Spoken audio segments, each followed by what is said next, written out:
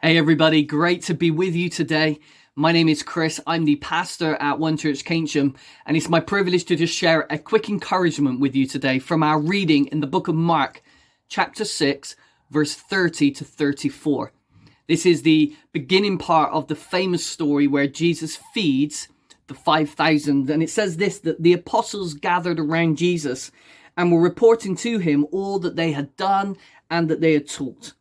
Then because so many people were coming and going, they did not even have chance to eat. I mean, anybody else have one of those kind of days where you're so busy helping others, so busy serving others, so busy doing your job or looking after your family that you don't even have time to eat yourself? This was the kind of day and week the disciples had had. They were so busy. And Jesus said to them, "Come with me by yourselves to a quiet place and get some rest." I love that Jesus cares in this passage about their well-being, what they eat and the rhythms of their lives. And so they went by themselves to a boat to a solitary place. But many who saw them leaving recognized them and ran on foot from the towns all around to get there ahead of them. When Jesus landed and saw a large crowd, he had compassion on them, because they were like sheep without a shepherd. So he began teaching them many things. I love this passage, and I want to just share a couple of thoughts there with you about this idea of compassion. See, in this passage, what I noticed was that compassion was not convenient, and compassion cost them something. See, the disciples, as we discovered, were tired, they were busy, they had no chance to eat. They were getting home. It was the end of the day. It was a time of rest. They'd gone to a solitary place to rest, to recuperate, to eat. And yet there was an opportunity there for them to continue serving. And Jesus, as he saw these people, he was moved deeply. That's what this word compassion means. The original Greek for this word gives this sense of being moved so deeply within you. To have this deep sense of feeling towards a group of people or towards a situation or a cause. And Jesus was moved deeply for these people. And it says that he was moved to compassion for them. And so compassion is often inconvenient at the time you least want it or least need it. You know, you've just got home, you're tired, you want to put your work aside, you want to put life aside for a bit.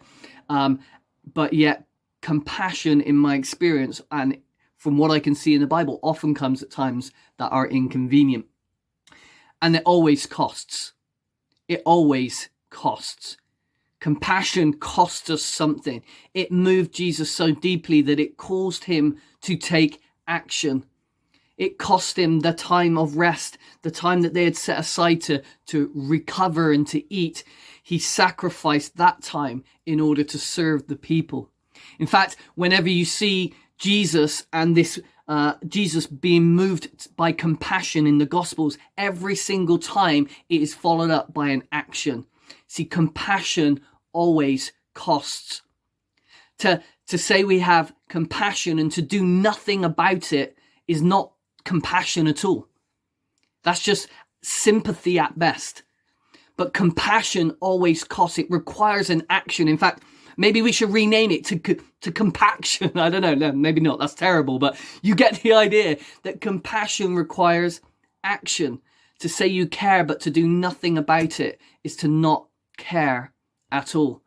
And so often, as you read through the Gospels and you see Jesus moved by compassion, he's always moved to action, even at times when it's not convenient.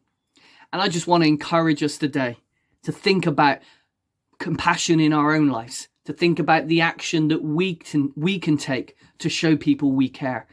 In this season of isolation, it's actually harder for us to have compassion. When you're distant from someone, when somebody puts up a Facebook post to say that life is tough or that they've lost a job, it's easy to type, "Oh, sorry," and "Oh, I'm going to pray for you," and we may pray for them, we may forget, who knows, but that seems a bit easier. But when you're actually in the room with them and you can see the pain and the hurt and the worry and the fear in their eyes, there's a deeper sense of compassion that is stirred up within you for them. And so In this time of isolation, I understand that it's difficult for us to necessarily feel as much compassion as perhaps we have done before. But I want to encourage you to think about that, to think about how your compassion for others can move you to a place of action. I'm so grateful for the people in my church. I have some incredibly compassionate people at One Church Keynsham. They give financially. They don't need to be present to do that, but they do. They give financially towards the purposes and the vision and the mission of One Church. And I am so grateful for their compassion because it moves them to action. I've got incredible volunteers that say, Chris, we will give time, we will give energy. We know this is going to cost, but our compassion for the lost, our compassion for this community has moved us so deeply. We want to do something about it. And so compassion moves us to action.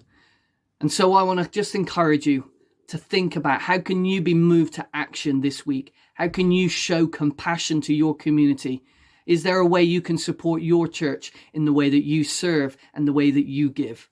May that be an encouragement to you, and always look to Jesus in everything you say and everything you do. He's the greatest example of compassion in all things. And the greatest of all is the compassion that he has toward you and toward me, that he would lay his life down so that you and I could know the Father, that you and I could be forgiven, that we could have life to the full. His compassion for us, not that we deserved it, not that it was convenient. He had to give up the riches and the rest and the feast of heaven to come and be with us. But compassion is never convenient and it always costs. So we're encouraged and inspired by Jesus today. I pray that encourages you. Have a great week. Be blessed.